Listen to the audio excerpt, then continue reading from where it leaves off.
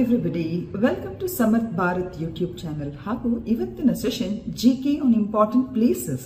ಇದು 4ನೇ session. So GK on important places ಅಂತ ಹೇಳಿದ್ರೆ ಪರೀಕ್ಷಾ ದೃಷ್ಟಿಕೋನದಿಂದ ಯಾವ ರೀತಿಯ ಪ್ರಾಶಸ್ತ್ಯ ಸ್ಥಳಗಳು ನಮ್ಮ ವಿದ್ಯಾರ್ಥಿಗಳಿಗೆ ಪ್ರಶ್ನೆಗಳು ಅಂದ್ರೆ ಕೇಳುವಂತ ಚಾನ್ಸಸ್ ಇದೆ. ಸೊ ಅಂತಹ ಪ್ಲೇಸಸ್ ಅನ್ನು ನಾವು ಆಯ್ಕೆ ಮಾಡಿಕೊಂಡು ಈ ಒಂದು ಸೆಷನ್ ಅನ್ನು ಮಾಡ್ಕೊಂಡಿದ್ದೇವೆ. ಸೊ ಹಾಗಾಗಿ ಇವತ್ತಿನ ಸೆಷನ್ ಅಲ್ಲಿ ಅಂತದ್ದು ಏನೆಲ್ಲ ಇಟ್ಕೊಂಡಿದ್ದೇವೆ, ಮುಖ್ಯವಾಗಿ lithium triangle. So lithium triangle ನ ಬಗ್ಗೆ ಪ್ರಶ್ನೆ ಕೇಳಿದ್ರೆ ಡೈರೆಕ್ಟ್ ಆಗಿ ಹೆಚ್ಚಿನವರಿಗೆ ಗೊತ್ತಿರ್ತದೆ. ಆದರೆ ಇದು UPSC KPSC ಮಾದರಿಯಲ್ಲಿ ಕೇಳಿರುವಂತಹ ಒಂದು ಸ್ಟೇಟ್ಮೆಂಟ್ ಟೈಪ್ ಕ್ವೆಶ್ಚನ್ಸ್ ಅಲ್ಲಿ ಲಿಥಿಯಂ ಟ್ರಯಾಂಗಲ್ಗೆ ರಿಲೇಟೆಡ್ ಆಗಿರುವಂತಹ ಒಂದು ಪ್ರಶ್ನೆಗಳನ್ನು ಹಾಕೊಂಡಿದ್ದೇವೆ. So let us see how many of you will answer it right. ಹಾಗೆಯೇ ಭೂತಾನ್ ಮತ್ತು ಭಾರತ, ವಿಶೇಷವಾಗಿ ಭಾರತ ಭೂತಾನ್ ದೇಶದ ಸಹಕಾರದೊಂದಿಗೆ ಒಂದು ವಿಶಿಷ್ಟ ರೀತಿಯ ಸೌತ್ ಏಷ್ಯಾ ಮತ್ತು ಈ ಭೂತಾನ್ ಮತ್ತು ಏಷ್ಯಾಕ್ಕೆ ಸಂಬಂಧಿಸಿದಾಗಿ ಒಂದು ಮಹತ್ತರವಾದಂತಹ ಒಂದು ಪ್ರಾಜೆಕ್ಟ್ ಅನ್ನು ಹೊರಹಾಕ್ತಾ ಇದೆ. ಹಾಗಿದ್ರೆ ಆ ಪ್ರಾಜೆಕ್ಟ್ನ ಹೆಸರೇನು, ಅದು ಯಾವ ಸ್ಥಳದಲ್ಲಿದೆ, ಭಾರತ ಯಾವ ರೀತಿಯ ಸಹಕಾರವನ್ನು ಅದಕ್ಕೆ ಕೊಡ್ತಾ ಇದೆ. ಸೊ ಅದು ಭೂತಾನ್ಗೆ ರಿಲೇಟೆಡ್ ಆಗಿರುವಂತಹ ಒಂದು ಮೆಗಾ ಪ್ರಾಜೆಕ್ಟ್ನ ಬಗ್ಗೆ. ಹಾಗೆಯೇ ವೆರಿ ಇಂಪಾರ್ಟೆಂಟ್, ನಮ್ಮ ರಾಮ್ಸಾರ್ ಸೈಟ್ಸ್ಗಳಿಗೆ ರಿಲೇಟೆಡ್ ಆಗಿ. ಸೊ ಫೆಬ್ರವರಿ 2ರಂದು ನಾವು ಇಂಟರ್ನ್ಯಾಷನಲ್ ವೆಟ್ಲ್ಯಾಂಡ್ಸ್ ಡೇ ಅನ್ನು ಎಲ್ಲ ಸೆಲೆಬ್ರೇಟ್ ಮಾಡಿದ್ದೇವೆ. ಸೊ ಕರ್ನಾಟಕಕ್ಕೆ ಸಂಬಂಧಿಸಿದಾಗಿ ಇತ್ತೀಚೆಗೆ ಹೊಸ ಪ್ರದೇಶಗಳನ್ನು ವೆಟ್ಲ್ಯಾಂಡ್ಸ್ ಅಂತ ಹೇಳಿ ಗುರುತಿಸಿದ್ದಾರೆ. ಸೊ ಹಾಗಾಗಿ ರಾಮ್ಸಾರ್ನಲ್ಲಿ ಪ್ರಸಕ್ತ ಎಷ್ಟು ತಾಣಗಳಿವೆ, ಯಾವ್ಯಾವ ತಾಣಗಳು ಯಾವ್ಯಾವ ಭಾಗದಲ್ಲಿದೆ. ಸೊ ಡೈರೆಕ್ಟ್ ಕ್ವೆಶ್ಚನ್ಸ್ ಅಲ್ಲ, ಸ್ಟೇಟ್ಮೆಂಟ್ ಟೈಪ್ ರೂಪದಲ್ಲಿ ನಾವು ಪ್ರಶ್ನೆಗಳನ್ನು ಕೇಳುವಾಗ ನಮ್ಮ ವಿದ್ಯಾರ್ಥಿಗಳು ಆ ಪ್ರಶ್ನೆಗಳನ್ನು ಆನ್ಸರ್ ಮಾಡಲಿಕ್ಕೆ ರೆಡಿ ಇರಬೇಕು. ಸೊ ಹಾಗಾಗಿ ಕರ್ನಾಟಕದಲ್ಲಿ ಯಾವೆಲ್ಲ ರಾಮ್ಸಾರ್ ತಾಣಗಳಿವೆ, ಸೊ ಹೀಗೆ ನಾನಾ ರೀತಿಯಲ್ಲಿ ಪ್ರಶ್ನೆಗಳನ್ನು ಹಾಕೊಂಡಿದ್ದೇವೆ. ಸೊ ಬಹು ಬೇಗನೆ ಬರ್ತಾ ಇದೆ ನಮ್ಮ UPSC ಪ್ರಿಲಿಮ್ಸ್ಗೆ ಡೇಟ್. ಸೊ ಹಾಗಾಗಿ ವಿದ್ಯಾರ್ಥಿಗಳು ತುಂಬ ಸೀರಿಯಸ್ ಆಗಿ ಫೋಕಸ್ಡ್ ಆಗಿ ನಿಮ್ಮ ಪ್ರಿಪರೇಷನ್ ಅನ್ನು ಮಾಡ್ಕೊಳ್ಬೇಕು. ಹಾಗೂ ಇದು ನಮ್ಮ ಒಂದು ಸಣ್ಣ ಪ್ರಯತ್ನ ಅಷ್ಟೇ. ಸೊ ಹೆಚ್ಚುವರಿಯಾಗಿ ವಿದ್ಯಾರ್ಥಿಗಳು ಪ್ರೀಮಿಯರ್ ಅಲ್ಲಿ ಭಾಗವಹಿಸಿಕೊಂಡು ಈ ಸೆಷನ್ಸ್ಗಳನ್ನು ಯೂಸ್ ಮಾಡಿಕೊಳ್ಳಿ ಅಂತ ಹೇಳ್ತಾ, ಖಂಡಿತವಾಗಿ ಎಂಟೈರ್ ವಿಡಿಯೋವನ್ನು ತಪ್ಪದೆ ನೋಡಿ. ಹಾಗೂ ವಿಡಿಯೋ ಇಷ್ಟ ಆದರೆ ಖಂಡಿತ ಲೈಕ್ ಮಾಡಿ ಹಾಗೂ ಶೇರ್ ಮಾಡಿ. Thank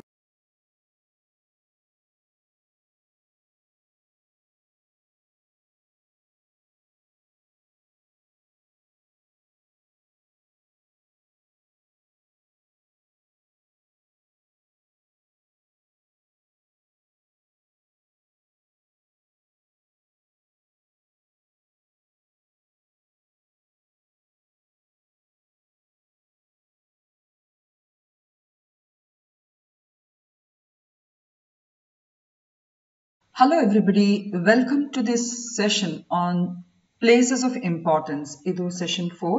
So we shall start our session now.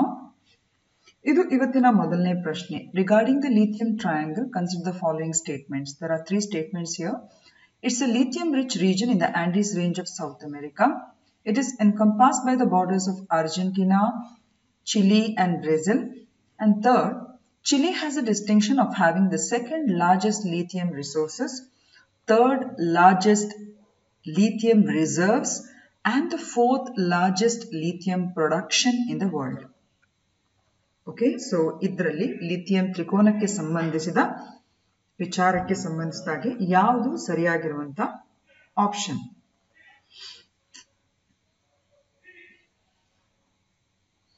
So premier ಅನ್ನು ವಾಚ್ ಮಾಡುವಂತ ನಮ್ಮ ವಿದ್ಯಾರ್ಥಿಗಳು, ನೀವು ನಿಮ್ಮ ಉತ್ತರವನ್ನು ಮೆಸೇಜ್ ಬಾಕ್ಸ್ ಅಲ್ಲಿ ಹಾಕಬಹುದು.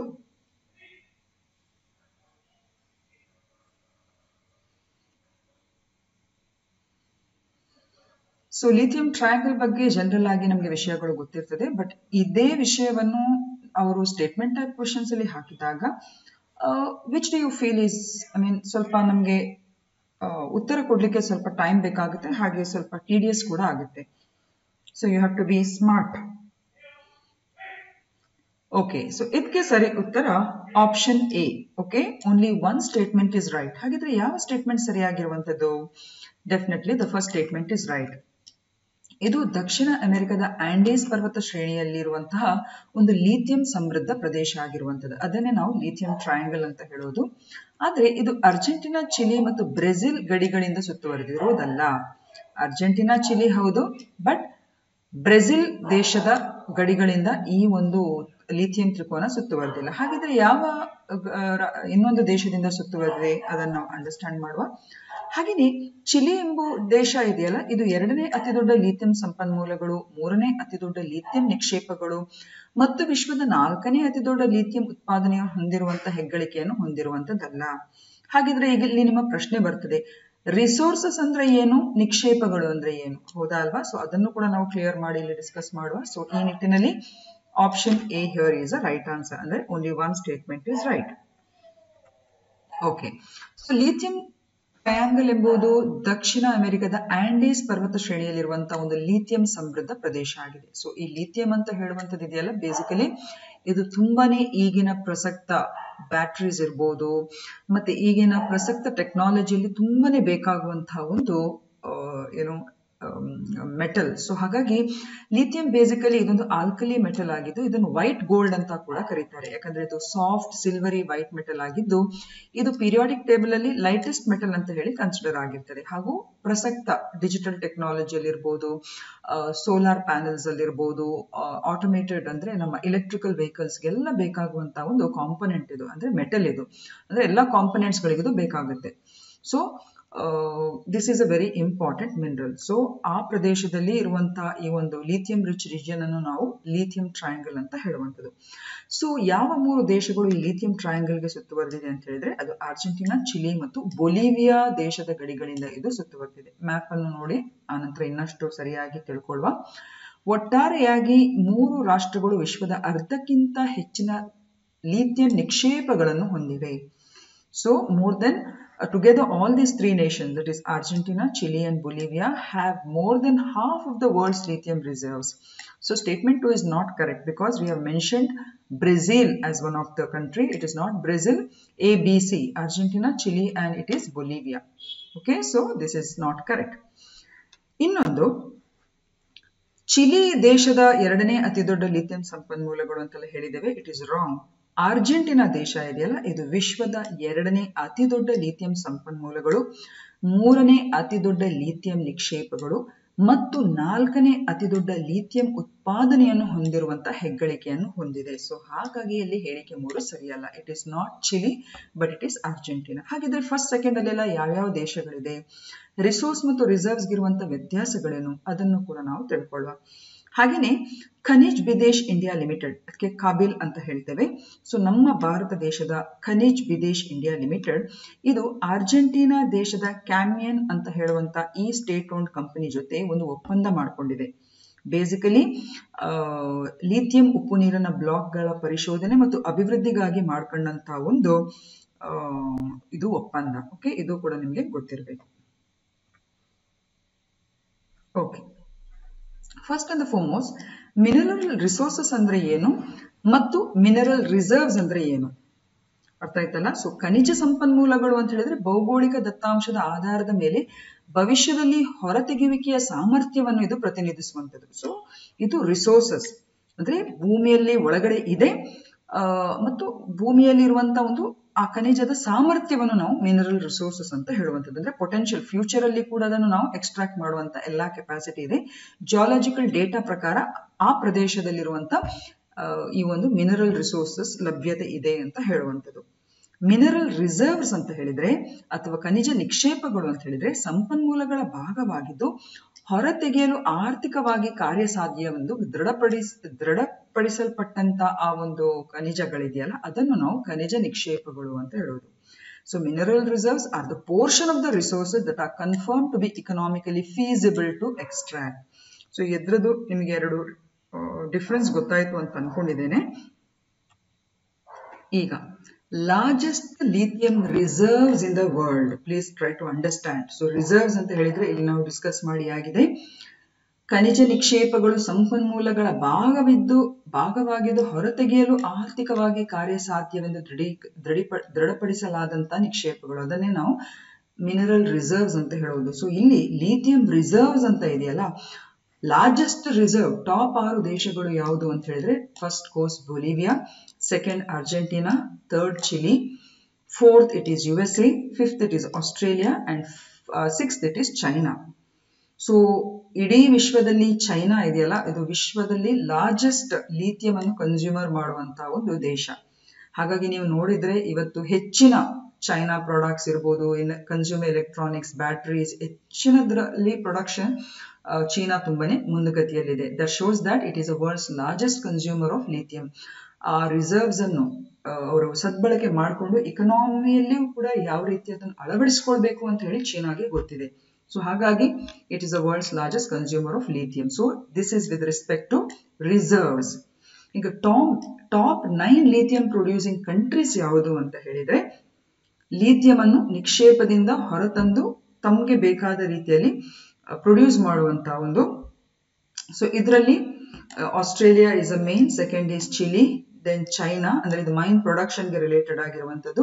ಸೊ ಹೀಗೆ ಇಷ್ಟು ದೇಶಗಳು when it comes to lithium producing countries. This is with respect to lithium reserves. So ಇಲ್ಲಿ ನಾವು ಫಸ್ಟ್ ಸ್ಟೇಟ್ಮೆಂಟ್ ಅಲ್ಲಿ, second statement, third statement wrong ಅಂತ ಹೇಳಿದ್ದೇವೆ. ಯಾಕಂದ್ರೆ ಯಾಕೆ ಹೇಳಿ ಅಲ್ಲಿ ಹೇಳಿರೋದು, ನಾವು Chile has been the distinction ಅಂತ ಹೇಳಿದ್ದೇವೆ. That is wrong. So I hope so you got this question. It is Argentina. ಇದೆಲ್ಲ ತುಂಬಾನೇ ಇಂಪಾರ್ಟೆಂಟ್ ಆಗಿರುವಂತಹ ಪ್ರಶ್ನೆಗಳು. ಸೊ ಇದನ್ನೆಲ್ಲ ರೀತಿಯಲ್ಲೂ ಕೂಡ ನೀವು ಸರಿಯಾದ ರೀತಿಯಲ್ಲಿ ಅರ್ಥೈಸಬೇಕಾಗುತ್ತೆ. ಓಕೆ, ನೋಡಿ ಇದೇ ನೋಡಿ ಲಿಥಿಯಂ ಟ್ರಯಾಂಗಲ್. ಇಲ್ಲಿ ನೀವು ನೋಡಿದ್ರೆ ಬೊಲಿವಿಯಾ ಸ್ಟ್ಯಾಂಡ್ಸ್ ಫಸ್ಟ್.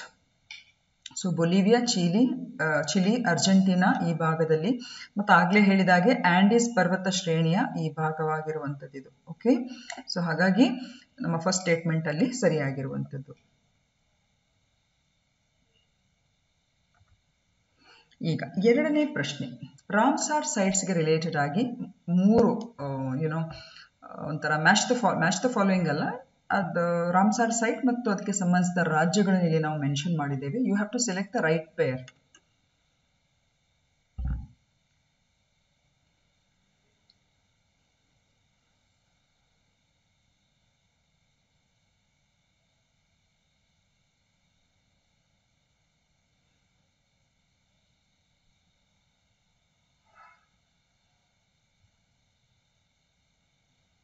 ಓಕೆ, ಇದಕ್ಕೆ ಸರಿ ಉತ್ತರ ಆಪ್ಷನ್ ಬಿ. ಅಂದ್ರೆ 2 ಸ್ಟೇಟ್ಮೆಂಟ್ಸ್ಗಳು ಮಾತ್ರ ಸರಿಯಾಗಿದೆ. ಯಾಕಂದ್ರೆ ಅಘನಾಶಿನಿ ಎಸ್ಚುರಿ ಅಂತ ಹೇಳಿದ್ರೆ ಡೆಫಿನೆಟ್ಲಿ ಇಟ್ಸ್ ಕರ್ನಾಟಕ ಕರೆಕ್ಟ್ ಆಗಿರುವಂತದ್ದು. ಕಾರೆವೆಟ್ಟಿ ಪಕ್ಷಿಧಾಮ ಇದು ತಮಿಳುನಾಡು. ಲಾಂಗ್ವುಡ್ ಶೋಲಾ ರಿಸರ್ವ್ ಕಾಡುಗಳಿದೆಯಲ್ಲ, ಇದು ಕೇರಳ ಅಲ್ಲ, ಬದಲಾಗಿ this is also Tamil Nadu. So ಹಾಗಾಗಿ ಇಲ್ಲಿ 2 ಸ್ಟೇಟ್ಮೆಂಟ್ಗಳು ಮಾತ್ರ ಸರಿಯಾಗಿರುವ ಕಾರಣ option be here is a right answer. Okay, so ಇತ್ತೀಚೆಗೆ ಪರಿಸರ, ಅರಣ್ಯ ಮತ್ತು ಹವಾಮಾನ ಬದಲಾವಣೆ ಸಚಿವಾಲಯವು ವಿಶ್ವ ಆರ್ದ್ರ ಭೂಮಿ ದಿನ ಮುನ್ನಾ ದಿನದಂದು ಇನ್ನೂ ಪುನಃ 5 ಗದ್ದೆಗಳಂದ್ರೆ ವೆಟ್ಲ್ಯಾಂಡ್ಸ್ಗಳಿಗೆ ರಾಮ್ಸಾರ್ ತಾಣಗಳಾಗಿ ಗೊತ್ತುಪಡಿಸುವ ಮೂಲಕ ಭಾರತವು ರಾಮ್ಸಾರ್ ತಾಣಗಳ ಸಂಖ್ಯೆ 75ರಿಂದ 80ಕ್ಕೆ ಹೆಚ್ಚಿಸಿದೆ ಎಂದು ಘೋಷಿಸಿದೆ. So recently the Ministry of Environment, Forest and Climate Change has announced that India has increased the number of Ramsar sites to 80 by the existing number of 75 by designating 5 more wetlands as Ramsar sites on the eve of World Wetlands Day. So ವಿಶ್ವ ಆರ್ದ್ರ ದಿನ ಅದನ್ನು February 2ರಂದು ನಾವು ಆಚರಿಸುವಂತದ್ದು. So Ramsar ಅಂತ ಹೇಳಿದ್ರೆ basically ಇರಾನ್ನ ಒಂದು ಕರಾವಳಿ, ಕ್ಯಾಸ್ಪಿಯನ್ ಸಮುದ್ರದಲ್ಲಿರುವಂತಹ ಒಂದು ಕರಾವಳಿ ನಗರ ಆಗಿದ್ದು, ಅಲ್ಲಿ ಮೊದಲನೇ ಬಾರಿಗೆ ಈ ಆರ್ದ್ರ ಭೂಮಿಗಳ ಸಂರಕ್ಷಣೆಗಾಗಿ ನಡೆದಂತ ಒಂದು ಸಮಾವೇಶದ ಆ ನೆನಪಿನ ಹೆಸರಿನಲ್ಲಿ ಈ ರಾಮ್ಸಾರ್ ತಾಣಗಳು ಅಂತ ಹೇಳಿ ನಾವು ಗುರುತಿಸಿಕೊಳ್ಳುವಂಥದ್ದು. ಈಗ ನಮ್ಮ ಭಾರತದಲ್ಲಿ ಆಸ್ ಆಫ್ ನಾವು 80 ರಾಮ್ಸಾರ್ ಸೈಟ್ಸ್ ಗಳಿವೆ. ಅದರಲ್ಲಿ ಅಘನಾಶಿನಿ ಎಂಬುದು ನಮ್ಮ ಕರ್ನಾಟಕದ Uttara Kannada ಜಿಲ್ಲೆಯಲ್ಲಿದೆ. So statement 1 correct ಆಗಿದೆ. ಕರವೆಟ್ಟಿ ಬರ್ಡ್ ಸ್ಯಾಂಕ್ಚುರಿ ಮತ್ತು ಲಾಂಗ್ವುಡ್ ಶೋಲಾ ಮೀಸಲು ಅರಣ್ಯ ಎಂಬುದು ತಮಿಳುನಾಡಿನಲ್ಲಿ 2 ಕೂಡ ಇರುವಂತದ್ದು. ಸೊ 3ನೇ ಪೇರ್ ಕರೆಕ್ಟ್ ಆಗಿ ಮ್ಯಾಚ್ ಆಗದ ಕಾರಣ ನಮ್ಮ ಇದು ಆಪ್ಷನ್ ಬಿ ಕರೆಕ್ಟ್ ಆಗಿರುವಂತದ್ದು. ಸೊ ಆಗ್ಲೇ ಹೇಳಿದಾಗೆ Tamil Nadu maximum number of Ramsar ತಾಣಗಳನ್ನು ಹೊಂದಿವೆ, ಅಂದ್ರೆ 16 ವೆಟ್ಲ್ಯಾಂಡ್ಸ್ ಗಳನ್ನು ಅದು ಹೊಂದಿದೆ. ಹಾಗೆಯೇ UP ಉತ್ತರ ಪ್ರದೇಶ ಇದೆಯಲ್ಲ, ಅದು 10 ನೆಕ್ಸ್ಟ್ ಸ್ಥಾನದಲ್ಲಿದೆ, 10 ರಾಮ್ಸಾರ್ ತಾಣಗಳನ್ನು ಹೊಂದಿದೆ. ಹಾಗೂ ಕರ್ನಾಟಕ ಇದೆಯಲ್ಲ 4 ರಾಮ್ಸಾರ್ ತಾಣಗಳನ್ನು ಹೊಂದಿದೆ. ಸೊ ಇಲ್ಲಿ ನೀವು ನೋಡಿದ್ರೆ ಕರ್ನಾಟಕದ ಒಂದು ಫಸ್ಟ್ ರಾಮ್ಸಾರ್ ತಾಣ ಅಂತ ಗುರುತಿಸಿಕೊಳ್ಳುವಂಥದ್ದು ರಂಗನತಿಟ್ಟು ಬರ್ಡ್ ಸ್ಯಾಂಕ್ಚುರಿ, ಇದು ಮಂಡ್ಯದಲ್ಲಿರುವಂಥದ್ದು. ಎರಡನೇದು ಅಂಕಸಮುದ್ರ ಬರ್ಡ್ ಕನ್ಸರ್ವೇಟಿವ್ ರಿಸರ್ವ್ ಅಂತ ಹೇಳಿಬಿಟ್ಟು ಅದು ಈ ವರ್ಷ ನಿಗದಿಪಡಿಸಿರುವಂಥದ್ದು ರಾಮ್ಸಾರ್ ತಾಣ ಅಂತ ಹೇಳಿ. ಇನ್ನೊಂದು ಅಘನಾಶಿನಿ ಉತ್ತರ ಕನ್ನಡ ಜಿಲ್ಲೆಯಲ್ಲಿ, ಹಾಗೂ ಇನ್ನೊಂದು ಮಾಗಡಿ ಕೆರೆ ಕನ್ಸರ್ವೇಷನ್ ರಿಸರ್ವ್. ಸೊ ಈ 4 ಆರ್ದ್ರ ಭೂಮಿಗಳನ್ನು ಕರ್ನಾಟಕದಲ್ಲಿ ರಾಮ್ಸಾರ್ ತಾಣಗಳು ಅಂತ ಹೇಳಿ ಗುರುತಿಸಿಕೊಂಡಿದೆ. ಸೊ ಕರ್ನಾಟಕದಲ್ಲಿ 4 ಇವೆ. ಓಕೆ, ಹೈಯೆಸ್ಟ್ ಇರುವಂಥದ್ದು ತಮಿಳುನಾಡಿನಲ್ಲಿ, ಇದನ್ನು ನೀವು ನೆನಪಿಟ್ಕೊಳ್ಬೇಕು. ಹಾಗೂ 80 is the number as of now. The Ramsar sites are 80 in India. So ಇದೊಂದು file photo of Aghanashini estuary. Estuary ಅಂತ ಹೇಳಿದ್ರೆ ಆ ನದಿ ಸಮುದ್ರವನ್ನು ಸೇರುವಂತಹ ಪ್ರದೇಶ ಇದೆಯಲ್ಲ, ಹಾಗೆ ಇದು ಕರವೆಟ್ಟಿ ಬರ್ಡ್ ಸ್ಯಾಂಕ್ಚುರಿಯ ಒಂದು ಫೈಲ್ ಫೋಟೋ. ಹಾಗೂ ಇದು ಲಾಂಗ್ವುಡ್ ಶೋಲಾ ರಿಸರ್ವ್ ಫಾರೆಸ್ಟ್ ಅಂತ, ಇದೆರಡೂ ಕೂಡ ತಮಿಳುನಾಡಿನಲ್ಲಿ ಇರುವಂತದ್ದು.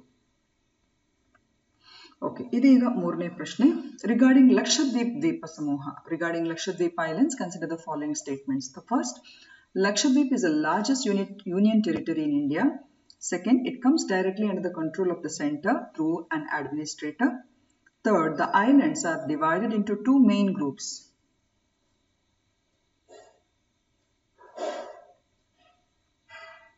How many of the above statements are correct?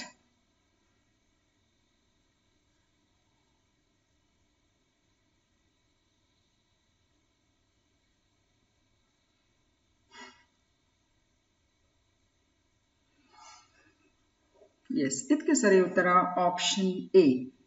ಇಲ್ಲಿ only one statement is right. ಅಂದ್ರೆ ಲಕ್ಷದ್ವೀಪ ಎಂಬುದು ಕೇಂದ್ರಾಡಳಿತ ಪ್ರದೇಶವಾಗಿದ್ದು ಒಂದು ಆಡಳಿತಗಾರರ ಮೂಲಕ ನೇರವಾಗಿ ಇದು ಕೇಂದ್ರ ಸರ್ಕಾರದ ನಿಯಂತ್ರಣಕ್ಕೆ ಬರುವಂತದ್ದು. ಸೊ ಸ್ಟೇಟ್ಮೆಂಟ್ 2 ಕರೆಕ್ಟ್ ಆಗಿರುವಂತದ್ದು. ಆದರೆ ಲಕ್ಷದ್ವೀಪ ಭಾರತದ ಅತಿ ದೊಡ್ಡ ಕೇಂದ್ರಾಡಳಿತ ಪ್ರದೇಶ ಅಲ್ವೇ ಅಲ್ಲ, ಹಾಗೂ ದ್ವೀಪಗಳನ್ನು 3 ಪ್ರಮುಖ ಗುಂಪುಗಳಾಗಿ ವಿಂಗಡಿಸಲಾಗಿದೆ, 2 ಗುಂಪುಗಳಲ್ಲ. ಸೊ ಹಾಗಾಗಿ ಇಲ್ಲಿ ಒಂದು ಸ್ಟೇಟ್ಮೆಂಟ್ ಮಾತ್ರ ಸರಿಯಾಗಿರುವಂತದ್ದು. ಓಕೆ, ಸೊ ಲಕ್ಷದ್ವೀಪವು ಅರೇಬಿಯನ್ ಸಮುದ್ರದಲ್ಲಿ 36 ದ್ವೀಪಗಳನ್ನು ಒಳಗೊಂಡಿರುವಂತಹ ಒಂದು ದ್ವೀಪ ಸಮೂಹವಾಗಿದೆ. It's basically an archipelago consisting of 36 islands in the Arabian sea and it is India's smallest union territory. ಇದು ಎಲ್ಲಾ ನಮ್ಮ ಕೇಂದ್ರಾಡಳಿತ ಪ್ರದೇಶಗಳಲ್ಲಿ ಸಣ್ಣಕ್ಕಿರುವಂತಹ ಒಂದು ಕೇಂದ್ರಾಡಳಿತ ಪ್ರದೇಶ. ಸೊ ಹಾಗಾಗಿ ಸ್ಟೇಟ್ಮೆಂಟ್ 1 ತಪ್ಪಾಗಿದೆ. ಹಾಗೂ ಕವರತ್ತಿ ಈ ಲಕ್ಷದ್ವೀಪದ ರಾಜಧಾನಿ ಮತ್ತು ಪ್ರಧಾನ ಪಟ್ಟಣವಾಗಿದೆ. ಇದು ಆಡಳಿತಗಾರರ ಮೂಲಕ ನೇರವಾಗಿ ಕೇಂದ್ರ ಸರ್ಕಾರದ ನಿಯಂತ್ರಣಕ್ಕೆ ಬರುವಂತದ್ದು. ಸೊ ಹಾಗಾಗಿ ಹೇಳಿಕೆ 2 ಸರಿಯಾಗಿದೆ. ಇದು 32 ಚದರ ಕಿಲೋಮೀಟರ್ ಪ್ರದೇಶವನ್ನು ಒಳಗೊಂಡಿದ್ದು 12 ಅಟೋಲ್ಗಳು, 3 ದಿಬ್ಬಗಳು ಮತ್ತು 5 ಮುಳುಗಿದ ದಡಗಳನ್ನು ಒಳಗೊಂಡಿದೆ.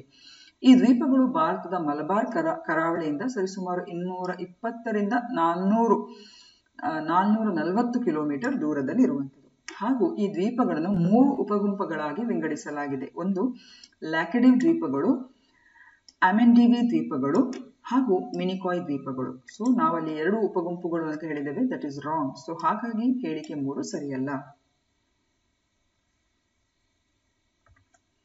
ಸೊ ಇಲ್ಲಿ ನೀವು ನೋಡಬಹುದು, ಒಂದು ಅಮೆಂಡಿವಿ ಐಲ್ಯಾಂಡ್ಸ್ ಅಂತ ಹೇಳಿಬಿಟ್ಟು ಈ ಭಾಗ, ಇನ್ನೊಂದು ಕರಾವಟಿ ದ್ವೀಪ ಸಮೂಹಗಳು, ಇನ್ನೊಂದು ಮಿನಿಕಾಯ್ ದ್ವೀಪ ಸಮೂಹಗಳು. ಸೊ ಈ ರೀತಿ 3 ಪ್ರಮುಖ ಗುಂಪುಗಳಾಗಿ ಇದನ್ನು ನಾವು ಮಾಡುವಂಥದ್ದು. ಹಾಗೂ ಕರಾವಳಿ ಭಾಗದಿಂದ ಇದು ಆಗ್ಲೇ ಹೇಳಿದಾಗೆ ಸರಿಸುಮಾರು 220 to 440 ಕಿಲೋಮೀಟರ್ಸ್ ದೂರದಲ್ಲಿ ಇರುವಂತದ್ದು. ಅಂದ್ರೆ ಹತ್ತಿರದ ಐಲ್ಯಾಂಡ್ 220 ಇದ್ರೆ ದೂರದ ಐಲ್ಯಾಂಡ್ 440 ವರೆಗಿನ ಅಂತರದಲ್ಲಿ ಇರುವಂತದ್ದು. ಇದು ಕವರಟ್ಟಿ ಐಲ್ಯಾಂಡ್ ಅಂದ್ರೆ ಇದರ ಕ್ಯಾಪಿಟಲ್ ನ ಒಂದು file photo. Minicoy island. Okay, 4ನೇ ಪ್ರಶ್ನೆ. Consider the following statements regarding the Sudarshan Setu. It is the India's longest cable-stayed bridge situated in the Indian state of Gujarat. Second, it is also known as the Okha Bet Dwarka Signature Bridge. So which of the statement is right?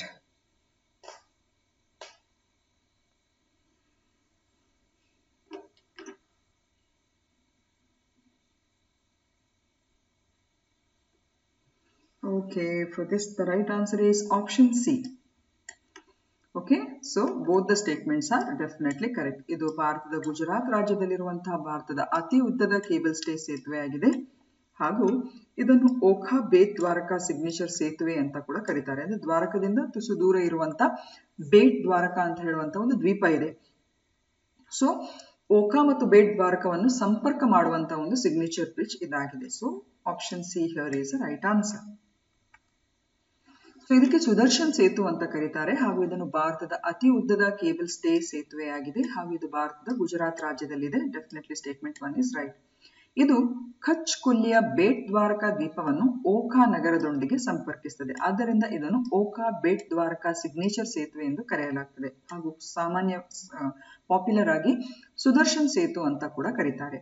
ಸೇತುವೆಯ ಒಟ್ಟು length ಇದೆಯಲ್ಲ 2320 metres ಹಾಗೂ ಈ ಸೇತುವೆಯು ಸೌರ ಫಲಕಗಳನ್ನು ಸಹ ಒಳಗೊಂಡಿದ್ದು 1 megawatt ವಿದ್ಯುತ್ ಸಹ ಉತ್ಪಾದಿಸುತ್ತದೆ ಹಾಗೂ ಈ ಸೇತುವೆಯನ್ನು ಈ ವರ್ಷ ಫೆಬ್ರವರಿ 25ರಂದು ಭಾರತದ ಪ್ರಧಾನಮಂತ್ರಿ ನರೇಂದ್ರ ಮೋದಿ ಅವರು ಉದ್ಘಾಟಿಸಿದ್ದಾರೆ ಹಾಗೂ ಈ ಸೇತುವೆಯು ದ್ವೀಪದಲ್ಲಿ ವಾಸಿಸುವ ಸುಮಾರು 8,500 ಜನರಿಗೆ ಮತ್ತು ಅಲ್ಲಿನ ದೇವಾಲಯಗಳಿಗೆ ಭೇಟಿ ನೀಡುವ 20 ಲಕ್ಷ ಯಾತ್ರಾರ್ಥಿಗಳಿಗೆ ಇದು ಸೇವೆ ಸಲ್ಲಿಸುತ್ತದೆ. ಸೊ ಅಲ್ಲಿ ಕೂಡ ಮೂಲ ಕೃಷ್ಣನ ಕೆಲವೆಲ್ಲ ದೇವಸ್ಥಾನಗಳು ದೇಗುಲಗಳೆಲ್ಲ ಬೇಟ್ ದ್ವಾರಕದಲ್ಲಿ ಕೂಡ ಉಂಟು. ಸೊ ದ್ವಾರಕೆಗೆ ಬಂದವರು ಬೇಟ್ ದ್ವಾರಕಕ್ಕೆ ಹೋಗುವುದು, ಅಲ್ಲಿ ನಾವು ಫೆರಿಯಲ್ಲಿ ಹೋಗ್ಬೇಕಾಗುತ್ತೆ. ಸೊ ಬೇಟ್ ದ್ವಾರಕಕ್ಕೆ ಹೋಗುವಾಗ ನಾವು ಅಂದ್ರೆ ಬೇಟ್ ದ್ವಾರಕಕ್ಕೆ ಹೋಗ್ಲಿಕ್ಕೆ ತುಂಬಾ ಜನ ಯಾತ್ರಾರ್ಥಿಗಳು ಕೂಡ ಇರ್ತಾರೆ. ಸೊ ಈ ಬ್ರಿಡ್ಜ್ ಇದೆಯಲ್ಲ ಇದು ತುಂಬಾನೇ ಆ ಯಾತ್ರಾರ್ಥಿಗಳಿಗೆ ಹೆಲ್ಪ್ ಆಗುತ್ತೆ. ಇದೇ ನೋಡಿ ಸುದರ್ಶನ್ ಸೇತು ಬೇಟ್ ದ್ವಾರಕಕ್ಕೆ ಸಂಬಂಧಿಸಿದ ಲಿಂಕ್ ಬ್ರಿಡ್ಜ್. ಈಗ ಇದು 5ನೇ question. Consider the following statements with reference to Gelephu smart city project. The project is expected to be an economic corridor connecting South Asia with Southeast Asia via India's northeastern states. Second, the Gelefu Special Administrative Region will be run under different laws to facilitate foreign investment. And third, the project is expected to be a point of inflection and transformation for Bhutan. Okay, so which of the statement is right?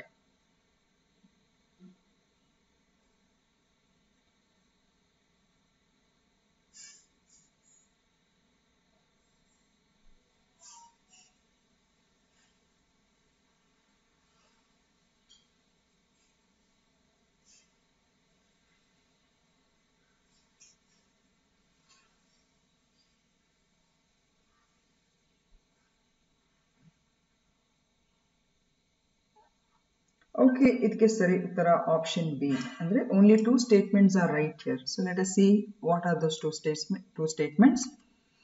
See, recently, last year, the King of Bhutan announced plans to build a massive international city in an area of over 1,000 square kilometers near the border of the Indian state of Assam. So Bhutan ದೇಶ ಅಂದ್ರೆ ಭೂತಾನ್ ದೇಶದ ರಾಜ ಭಾರತದ ಅಸ್ಸಾಂ ಗಡಿಯ ಬಳಿ 1,000 ಚದರ kilometre ಪ್ರದೇಶದಲ್ಲಿ ಒಂದು ಅಂತಾರಾಷ್ಟ್ರೀಯ ನಗರವನ್ನು ನಿರ್ಮಿಸುವ ಯೋಜನೆಯನ್ನು ಘೋಷಿಸಿದ್ದಾರೆ. The project is expected to be an economic corridor connecting South Asia with Southeast Asia via India's northeastern states. Hence, statement 1 is correct. So, ಇದು ಭೂತಾನ್ ದೇಶದ ಯೋಜನೆ ಆದರೂ ಕೂಡ ಈ ಯೋಜನೆಯು ಭಾರತದ ಈಶಾನ್ಯ ರಾಜ್ಯಗಳ ಮೂಲಕ ದಕ್ಷಿಣ ಏಷ್ಯಾವನ್ನು ಆಗ್ನೇಯ ದೇಶಗಳೊಂದಿಗೆ ಸಂಪರ್ಕಿಸುವ ಆರ್ಥಿಕ ಕಾರಿಡಾರ್ ಎಂದು ನಿರೀಕ್ಷಿಸಲಾಗಿದೆ. ಸೊ ಹಾಗಾಗಿ ಹೇಳಿಕೆ ಒಂದು ಸರಿಯಾಗಿದೆ. The Gelefu Special Administrative Region will be run under different laws to facilitate foreign investment. Hence, statement 2 is correct. So ವಿದೇಶಿ ಹೂಡಿಕೆಗೆ ಅನುಕೂಲವಾಗುವಂತೆ ಈ ಗೆಲೆಫು ವಿಶೇಷ ಆಡಳಿತ ಪ್ರದೇಶವನ್ನು ವಿವಿಧ ಕಾನೂನುಗಳ ಅಡಿಯಲ್ಲಿ ನಡೆಸಲಾಗುತ್ತು.